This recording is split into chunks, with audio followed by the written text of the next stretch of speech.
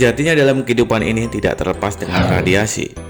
Ya, apa sebenarnya radiasi itu? Secara sederhana, radiasi dapat diartikan sebagai pemancaran, sinar, gelombang elektromagnetik, dan sejenisnya. Apakah radiasi bermanfaat atau berbahaya?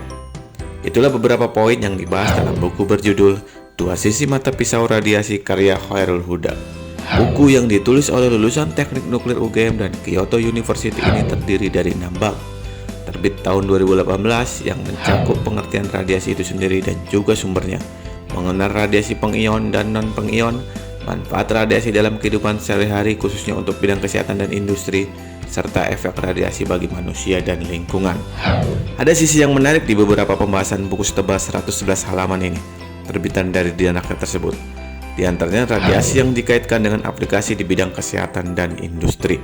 Di bagian pertama, penulis mengulas pengertian radiasi sebagai gambaran awal untuk para pembaca, sehingga memudahkan dalam memahami bab-bab selanjutnya. Berdasarkan sumbernya, radiasi dikelompokkan menjadi 2 macam, yakni radiasi alam dan buatan.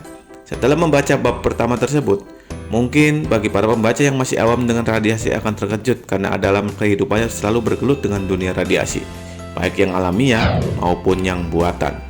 Katakanlah misalnya radiasi alam seperti sinar matahari, radiasi kosmik atau ruang angkasa, radiasi lingkungan baik tanah, air, dan udara, bahkan dari tubuh manusia itu sendiri. Sementara radiasi buatan adalah radiasi yang dibuat manusia untuk keperluan misalnya di bidang kesehatan, sebagai contoh pembangkit radiasi pesawat sinar X. Di bagian kedua yang tak kalah menarik, yakni beberapa di antaranya dibahas peralatan-peralatan yang digunakan dalam kehidupan sehari-hari itu ternyata tidak terlepas dengan radiasi, atau dalam bahasa yang lebih teknis disebut sebagai radiasi non-pengion. Sebagai contoh, gelombang radio, gelombang mikro dari oven atau microwave, televisi, dan smartphone.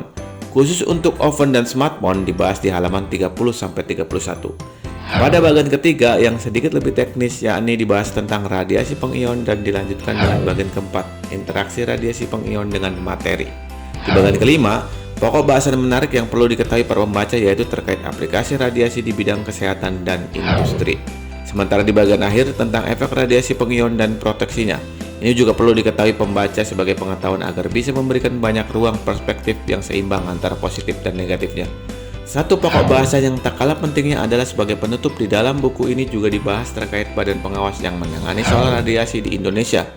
Kendati pembahasan terkait badan pengawas dalam buku ini belum detail, akan tetapi cukup untuk mengobati rasa penasaran bagi para pembaca untuk mencari tahu lebih dalam lagi terkait radiasi dan peran badan pengawas tersebut, yakni Badan Pengawas Tenaga Nuklir.